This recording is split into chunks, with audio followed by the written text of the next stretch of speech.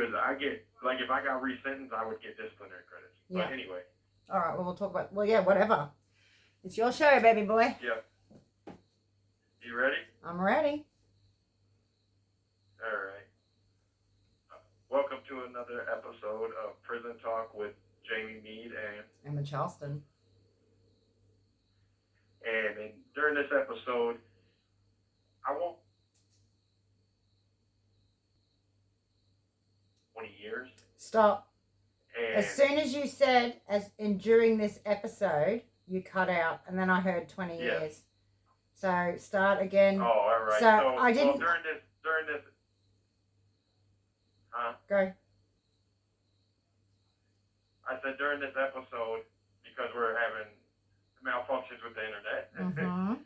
During this episode, we'll be talking about the disciplinary credits, or the disciplinary policy and the disciplinary credits and the good time for those who have been incarcerated for more than 20 years. Mm. I was having a discussion with Timothy Kinsu about the issue because he's having trouble with it at the present time with the parole board. Yeah. And so let me describe a little bit about I believe in 2007, that's the year that this new policy was enacted or put in place. Yeah. And the disciplinary policy is a policy that allows for misconducts, for violating rules within the prison that corrections officials can write on prisoners.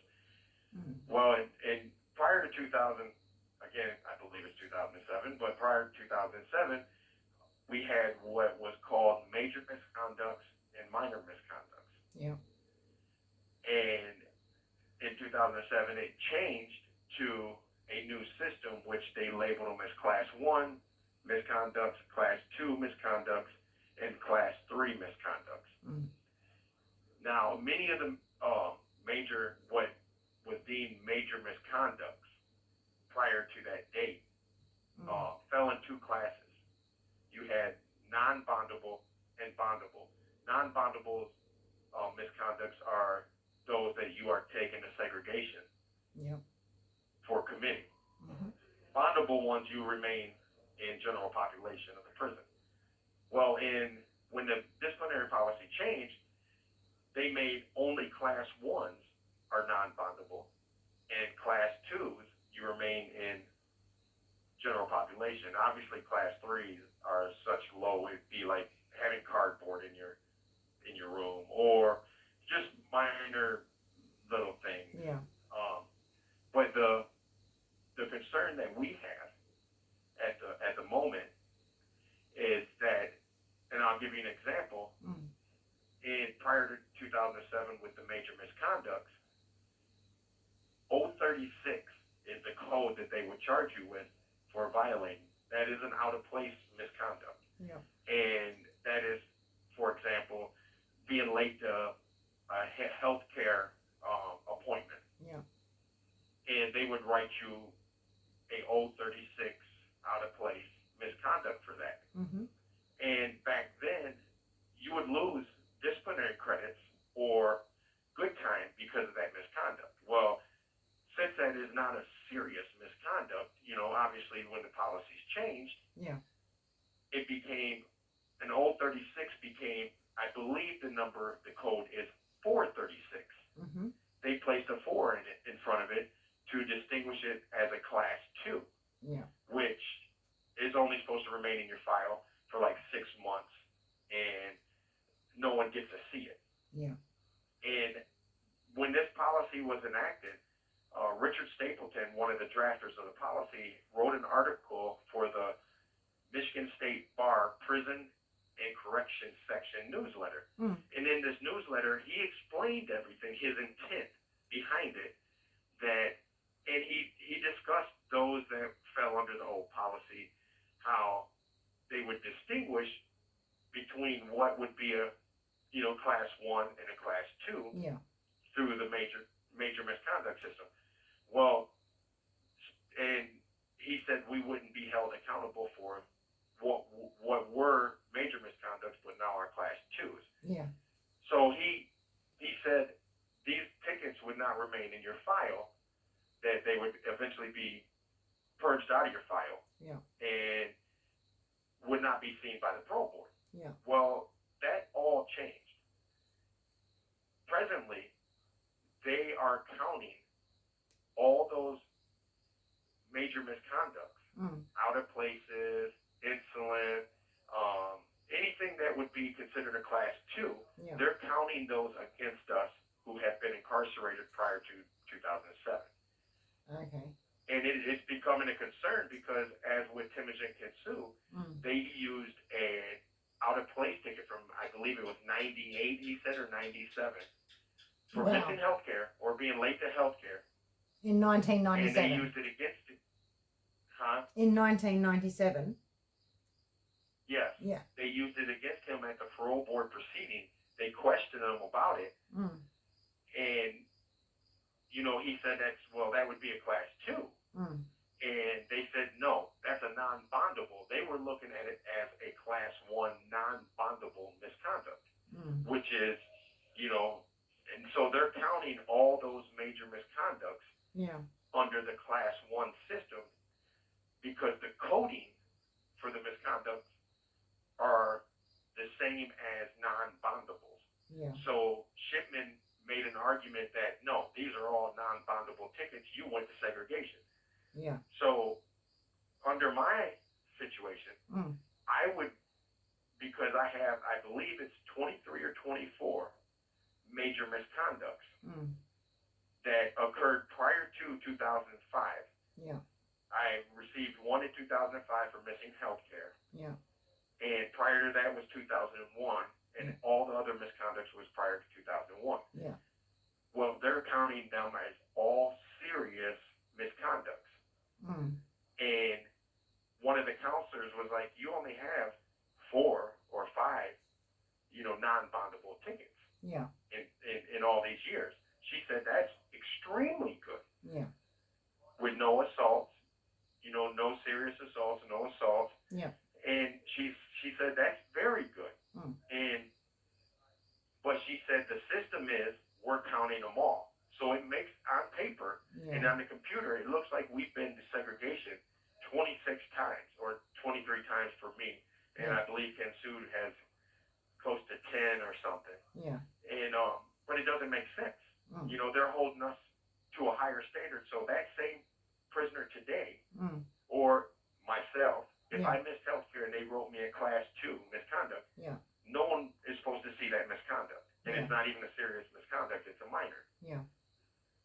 But that same 036 ticket of out-of-place missing health care in 2005 is being looked at as I was placed in segregation and kept there. Yeah. Were you? And No, I received 1 day loss of privileges. Yeah. For that ticket. I was going to say, because I was just trying to differentiate. Because if you were, then I don't see the problem. But if you weren't, then I see the problem. Yeah. All those tickets from insolence, out of places, minor contraband, none of those are non-bondable. You would not be placed in segregation for those. But they were counted as major misconducts back then. Yeah. And the concern is now is if they class, when we see the parole board sees all these misconducts and the reason is the parole board are new. Yeah. Most members of the parole board have not been around in 2007. Yeah. So they don't know the difference between the two misconducts. Yes. And they're holding us accountable as if they were all class 1. Isn't it? Do they have someone that represents you at a parole board meeting? Shouldn't that be made clear by somebody? Michigan does not. Well, that's what Kinsu attempted to clarify this. Yeah. Through FOIA request and through letter writing. Yeah. And Brian Shipman, the parole board chairman, absolutely refuses because of the coding. Yeah. He refuses to accept it. Now, the concern also leads to if they pass good time or disciplinary credits. Yeah. Because then they have to go back and calculate everything. And because class 2s, you do not lose any time. Yeah. You would only lose time time for class ones. Mm-hmm. So are they going to, if they pass good time and it affects us, are they going to take our good time based on those misconducts? Probably. That a person today, if he caught those same, if he was issued those same misconducts, he would not lose that good time. Yeah. Well, I think it's safe to say they will. If the parole board's refusing to acknowledge it, I think it's safe to say they will. And that's the concern. That's the concern now, because it actually, and maybe that's why some of us long-term lifers that's been incarcerated over 25, 30 years are being denied by the parole board for commutations. Yeah. You know, just to start the process. Maybe they're not starting the process on us before a public hearing and a potential commutation because they're looking at all those misconducts as non-bondable. Yeah. Well, that's quite possible too. So, yes, and that's possible because just like when some of the juvenile offenders that went back to be resentenced at the Macomb Correctional Facility, when they came back, some of them had disciplinary credits under the old system. Like if I went and was resentenced, I would get disciplinary credits. Yeah. Well, when they came back, we have prisoner counselors now who weren't even around when disciplinary credits was available for us. Yeah. So these new prison counselors, they tried to add up all their misconducts. Yeah. And then subtract the disciplinary time they lost from the total of disciplinary time they received throughout the years. Yeah. Well, that's not how that procedure works.